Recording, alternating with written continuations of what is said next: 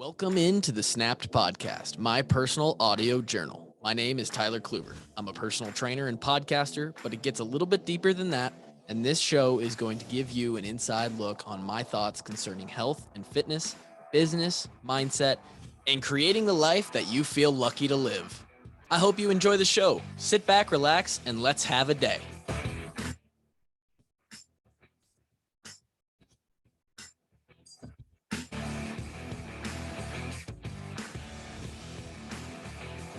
Man, we're back. We're back again. I'm on this goddamn microphone again. And dude, my voice sucks. That's okay, because it's Christmas. Ba-rum-bum-bum-bum. Clearly, I've got some energy today. Welcome in to the Snap Podcast. Ho, ho, ho. We're 9 days out from Christmas. I love Christmas. I think I said that in the last episode for some reason or other.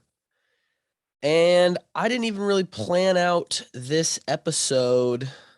I was just sitting here knowing that I have to do this episode, and something told me to just, hey, hit record, which is often what I do. If you guys could see me, hold on, I'm going to move the microphone out to the right here.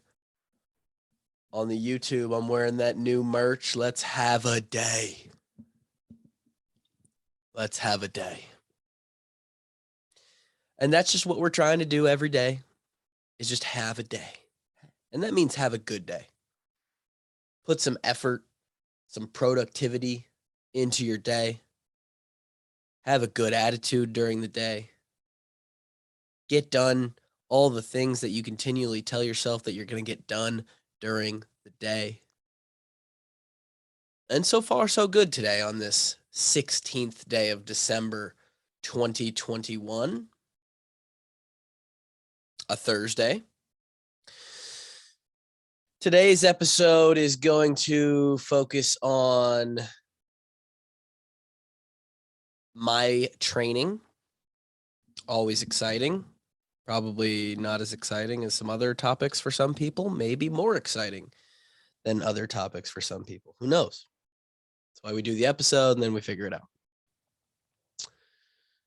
Last week I talked about, what the hell did I talk about? I think last week I talked about the recap of the Indianapolis weekend. Is that right? I believe that was right. And by the way, I'm doing this a day late. And let's get into that real quick. Yesterday, Wednesday, I wake up. I do my morning cardio, 2 sessions, which is the topic of this podcast. We'll get to it in a second.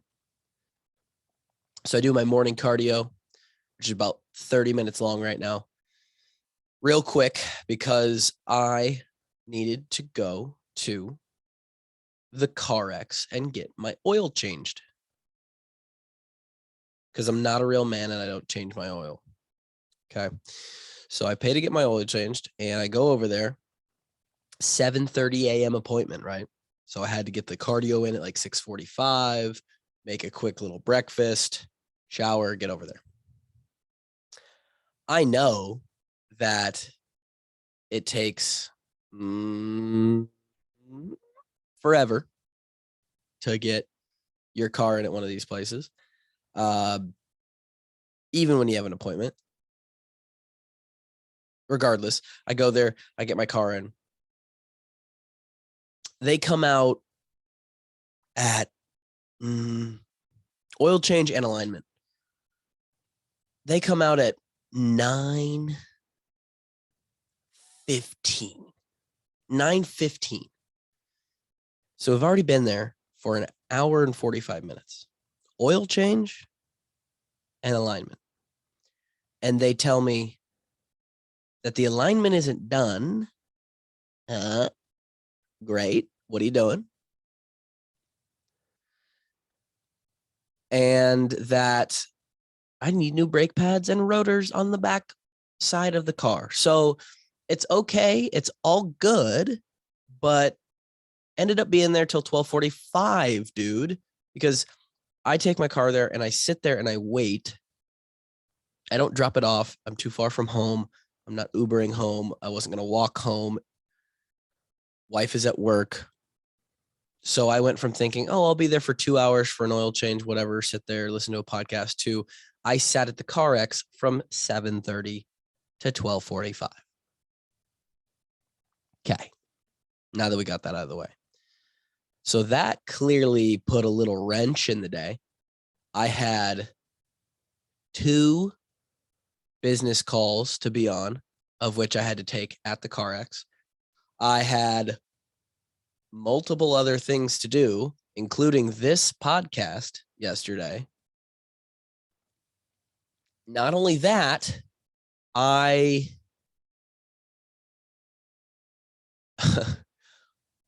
we needed a new garbage disposal that started leaking earlier in the week. My neighbor, shout out to the neighbor, is a plumber. So she was going to do that in the afternoon. So after the CarX appointment, I had planned on going and getting a new garbage disposal, pick that up at the Fleet Farm, came home, trying to get the podcast in for the Washed Up Walk-Ons. Kevin had to do it at a certain time, had to shift the schedule around, this, that, the other thing. By the time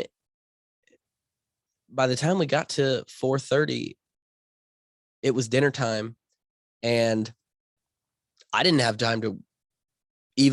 have time to work out. I skipped my second workout, my guys. What's going on? So that ruined my whole day yesterday, and I didn't work out, and I didn't get to do this podcast. So here we are on Thursday, and now I just told you some random shit that you don't care about for the last 10 minutes. Yay. All right. We're having fun. Put me on 2x speed. Sorry. It's been that kind of week. Anyway. And the light, if you're watching the YouTube video, I'm just whitewashed by the light coming in from the window. So as I mentioned, last week, I started training 2 sessions per day for my CrossFit Games season training. We're going to talk about what that looks like, how that differs specifically from the 1 session a day that I had been doing, where that's going to go, like how does this evolve, on what time frame does it evolve, when does it end, what's the end goal here, why are we doing 2 sessions a day, and all the accessory topics of conversation that come along with that. And I'm yawning. Yeah, baby.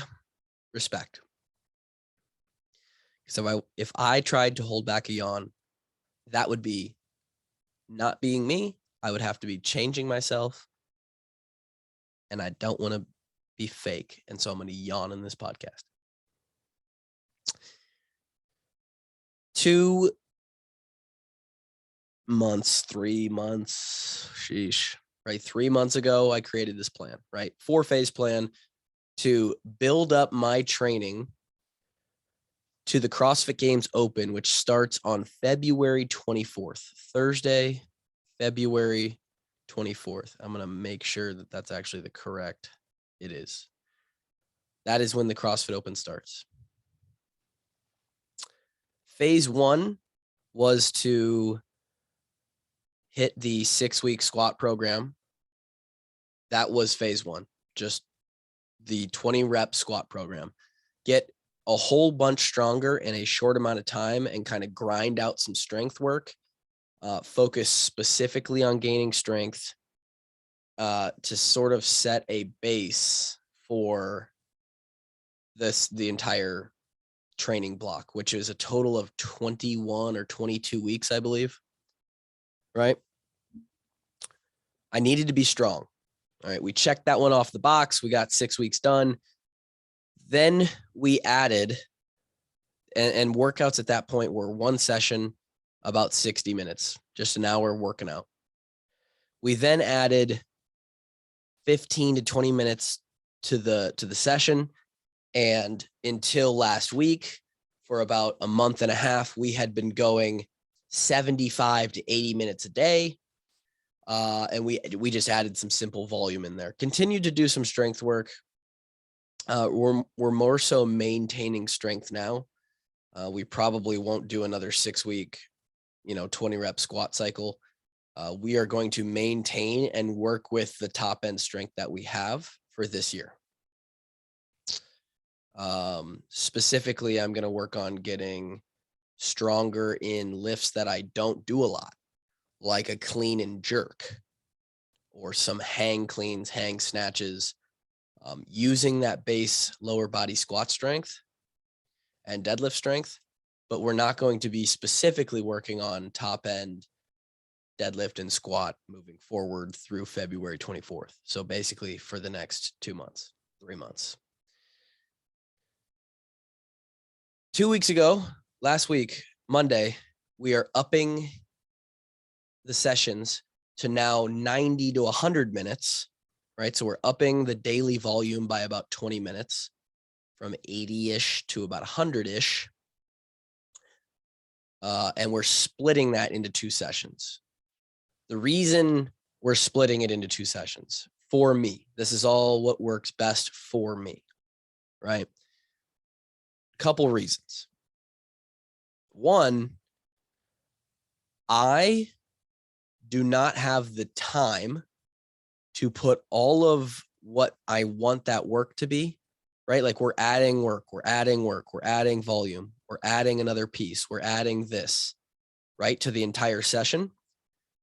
At 90 minutes is the point where there's so much now added to a single session for me and what I have work-wise during the day that I can, at that point, to get the most out of each piece in that 90 minutes, it really needs to stretch out a little bit longer than that, maybe an hour, or it needs to be 100 minutes, maybe closer to 2 hours, right? If we're going to fit all of that into a single session. Now, what is included in that session? 30 minutes increasing by the week of low intensity cardio, zone 2 cardio. We'll get to why we're doing, and that's what we implemented starting last week and what pushed this to 2 sessions. But this is the entirety of what I'm doing in a day right now. So a 30-minute plus, it will work up towards 45 minutes once we get closer to the CrossFit Open of zone 2 cardio. Then in the second session, we do and this is sort of what my day looks like as of today, right now. In the second session, we do a 10-minute warm-up, or about 10 to 15-minute warm-up. We do 1 or 2 heavy lifting pieces, meaning we will do at least, at minimum, 1 main lift between squat, deadlift, bench, jerk, clean, snatch. And then oftentimes there will be 2 of those on a single day because I missed my workout yesterday. Today's workout will actually feature about 3 of those as far as lifting goes. And those are, per movement, we're looking at 15 minutes.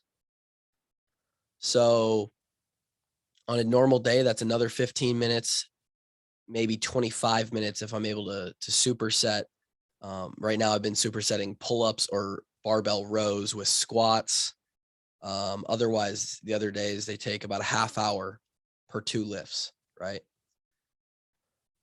And then a metabolic conditioning piece that lasts anywhere from 8 to 20 minutes. And sometimes a skill specific EMOM, which, I did the whole podcast on EMOMs, a skill specific EMOM, which is working strictly on toes to bar, right? Just volume toes to bar, or volume handstand push-ups, or volume wall walks, or volume thrusters, or volume muscle ups, right? Same movement every minute, trying to increase my ability to do reps in a single minute, just straight up, like how many can I do per set, and how quickly can I recover and continue to do another set that's big, or that's that big, right? So for example, week 1, you do 6 toes to bar on the minute every minute. After 10 minutes, you're going to have done 60 toes to bar. The next week, assuming you completed all 10 minutes with a set of 6, you bump it up. You go, all right, cool, set of 7. Right? You immediately increase both your interval sets, right, by about 15, 16% because you're adding a rep, but you're also increasing total volume in the 10-minute time frame by that same percentage. So you're going from 60 to 70 in the same amount of time as the previous week, 70 to 80 by going 7 reps to 8 reps, up to, I think I did 10 reps a couple times.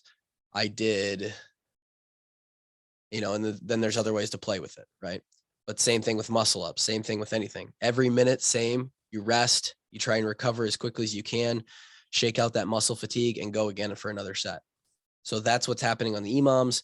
The metabolic conditioning pieces could be anything, right? Could be 21, 15, 9, 5 rounds of this, 10 rounds of this. Every 4 minutes, do, a certain amount of work. 15-minute AMRAP, this, all the CrossFit shit that you see. So if you think about that, at minimum, we're doing a warm-up, a lifting piece, an EMOM, and a Metcon, or we're doing a warm-up, 2 lifting pieces, and a Metcon. It's 4 pieces minimum in that second session of the day, right? And now if I want to add in that 30-minute, which is just a big piece, right? And granted, it's low intensity, but you need to recover between each of these pieces, right? There has to be rest time. And just that amount of volume has pushed it over the top. So, time efficiency wise, if I wanted to add in the 30+ minute cardio, I could make it a 2-hour session to what I'm doing right now, but I would be taking 5 to 8 minutes of rest in between each piece, knowing that I have 5-6 pieces in a 2-hour session. And I just don't want to do that. That's a waste of 20 to 30 minutes, where if I just move the cardio to the morning, right, not only can I save a little bit of time, but I can also save my body a little bit and be more intentional and get more out of both sessions. So now in the morning when I do, and I'll do it fasted, I eat breakfast after the cardio. This morning I hit 5 repeat 1,000 meter rows with an all out max effort 500 meter to finish. It took me about 34 minutes or whatever. I'm not sure. 33 minutes. And I was able to give that a full effort, knowing that I was going to be done. That was all I had. And I don't warm up for the cardio pieces in the morning. And then I could eat breakfast, whatever. I could recover during this time right now, right? I hit that piece at like 6:45. I finish around 7:30. If I hit it a little later, I finish at 8 o'clock. I have 3.5, 4 hours to recover, just fully get back to feeling good before I go and hit my strength, my Metcons, my EMOMs, all that stuff. So it makes each session a little bit more intentional. You get a little bit more out of each one, and it's more time efficient, right? And honestly, I mean, any top end athlete in the CrossFit space, they're going to the gym multiple times a day now. Granted, they don't have to worry so much about the time efficiency because they are professional athletes, a lot of them, who their time during the day, that's what it's for, is dedicated to being in the gym. And so a lot of those guys will be in the gym for 3 hours at a time, right? A couple, two to 3 hour sessions a day. So a total of, somewhere between 4 and 6 hours a day. But a lot of that time is like 10 or 15 minutes of sitting there waiting to recover for another piece, right? Or doing some accessory work that isn't highly metabolically challenging, right? So, it comes down to the more and more you want to train, you better have flexibility with your time. And most people don't have that. Most people have a job. Even I have job stuff to get done where I can't just throw together a 3-hour session where an hour of it is sitting around in between pieces, making sure that I'm fully recovered, right? So we got to split it into 2, and even the pros split it into 2. So I'm working out, right now, 90 minutes to 100 minutes a day. And that's what the workouts look like. We're in phase 3 right now. So again, phase 1 was the 20 rep squat. Phase 2 was just bumping up the volume a little bit to 90 minutes a day, 80, 90 minutes a day. Phase 3, again, another bump in volume and a switch to 2 sessions per day. And throughout this phase 3, which we're in currently week 2 of 6, the volume is going to increase on these cardio sessions as well. Why are we doing zone 2 cardio? Why did we start implementing that? Zone 2 cardio, you can do a bunch of research on it. Marathoners use it, triathletes use it, Ironmanners, whatever, extreme endurance athletes. Zone 2 is specifically, zone 2 is essentially any heart rate, not any heart rate, about 180 minus your age is where your heart rate maxes out in around in your zone 2, right? It's a way for you to train sub-maximally. It's a range of heart rate that you can sit at for a long, long time and not have to, you're not going to get tired, right? Whereas opposed to if you're doing bike sprints or any kind of sprint or heavy lifting, you can only do that for a few reps or a few minutes. Zone 2, you can do for up to an hour, 90 minutes. Basically, that's where Ironman athletes live, right? They'll do a 10-hour Ironman race, and they'll be in zone 2 the entire time. It's about 70 to 80% of your max heart rate. And training in that zone 2, is a way to build an aerobic base. Just get your body used to being at a higher than normal heart rate, much higher than normal. It's a definite exercise heart rate, but you sit there for 30, 35, 40 minutes a day, an hour a day. And your body's going to get used to just your heart working at a higher rate for longer amounts of time. And it just makes you more fit. And it gives you a whole lot of benefits. So that has been added in. I need to improve my aerobic base. I especially need to improve my aerobic base because that's an area where I seriously lack. I'm not an aerobic athlete. So over the course of the next 6 weeks, last week we started and it was, 20 to 25 minutes. I've upped it to 25 to 28 minutes this week. Next week, it will go 28 to 31, 31 to 33, 33 to 35. And then the final week, we're up close to 40, 35 or 38 to 40 minutes long every morning in phase 3.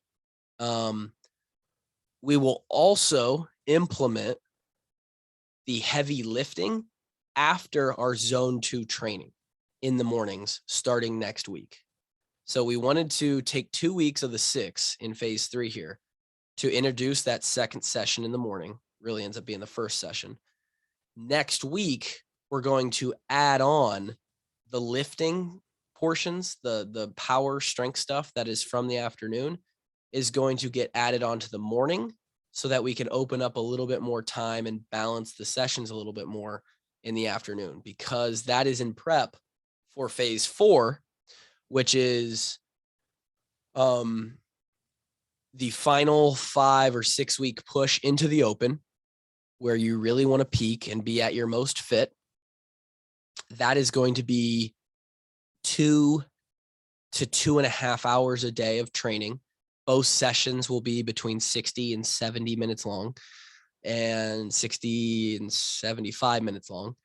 The mornings will be the zone 2 and heavy lifting.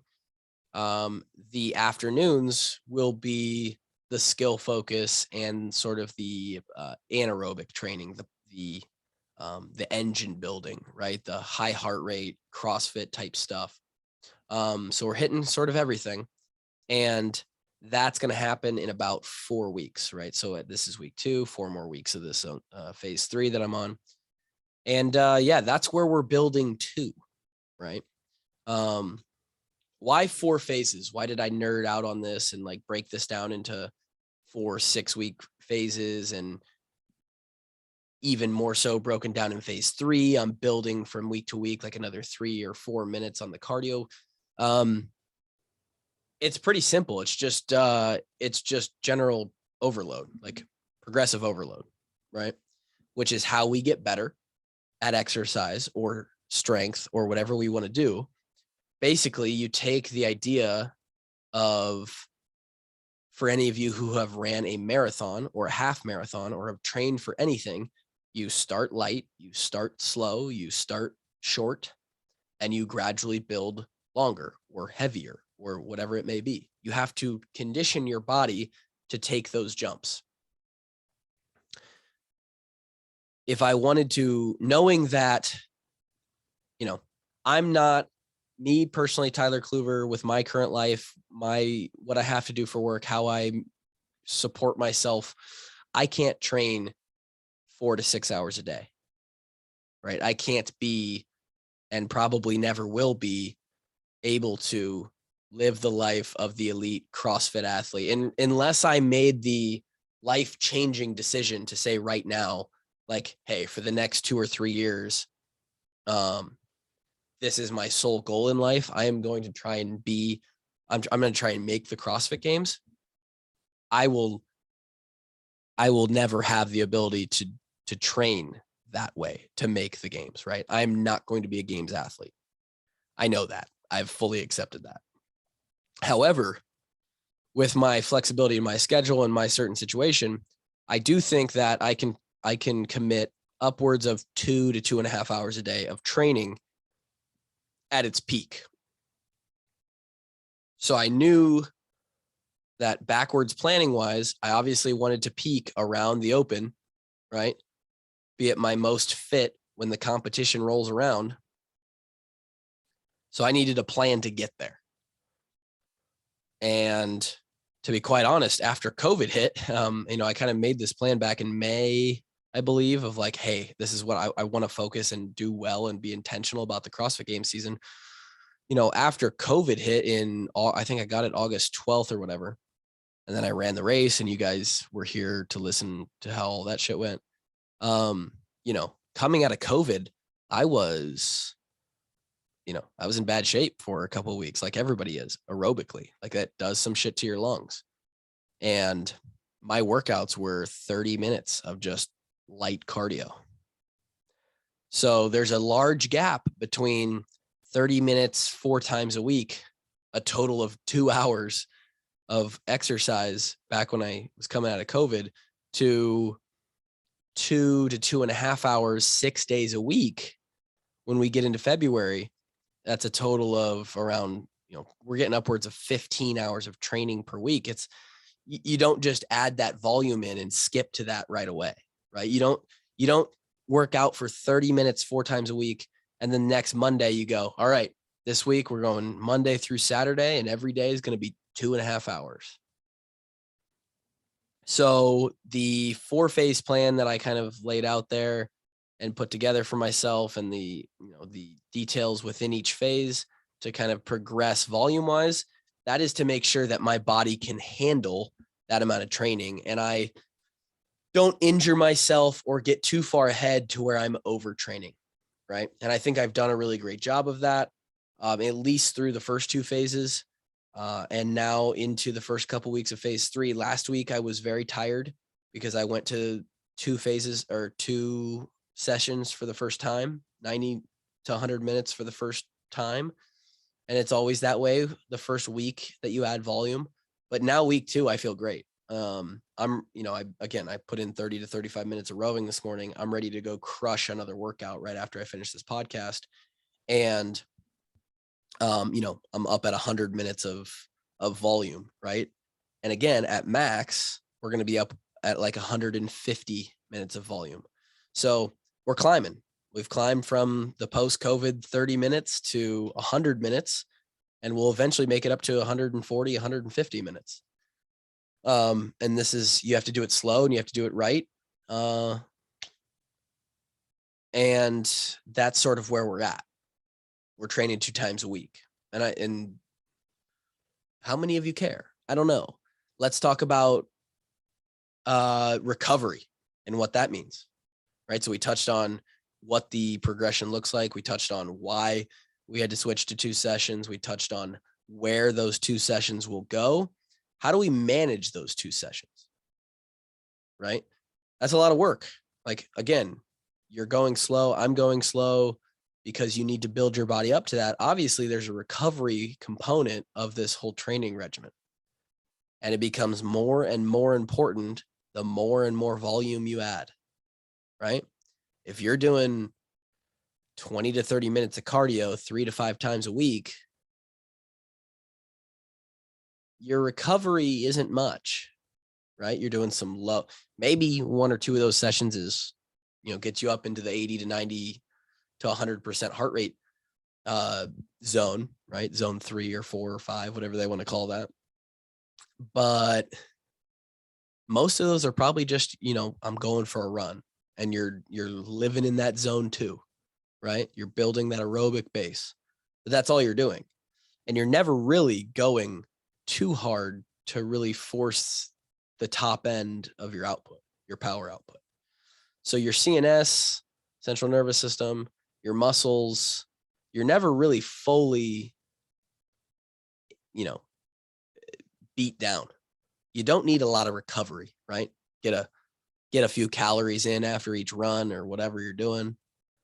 You'll probably be okay. You might get a tight calf or a tight quad or something every once in a while. Roll it out. Probably take care of your recovery. Make sure that you're sleeping, just 7 to 8 hours at night. You're probably good on just that stuff, right? But as you work into the levels that I'm at now, and eventually will be 2 to 2.5 hours a day of training, that incurs a cost of extra time outside of the workout as well. Yeah, currently at 100 minutes of training a day, I'm spending about 10% of the time training. Not of the time training, but 10% of my training time gets dedicated to body work outside of training as well. So 100 minutes, 10%, that's 10 minutes. That's not even true. It's about 20%. I'm spending 8 to 10 minutes of inversion table a day, decompressing the spine and opening up the hips and the ankles and the neck and the back.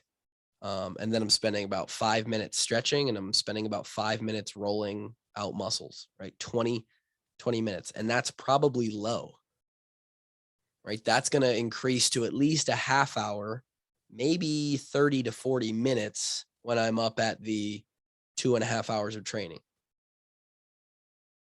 So you got to make sure you're sleeping.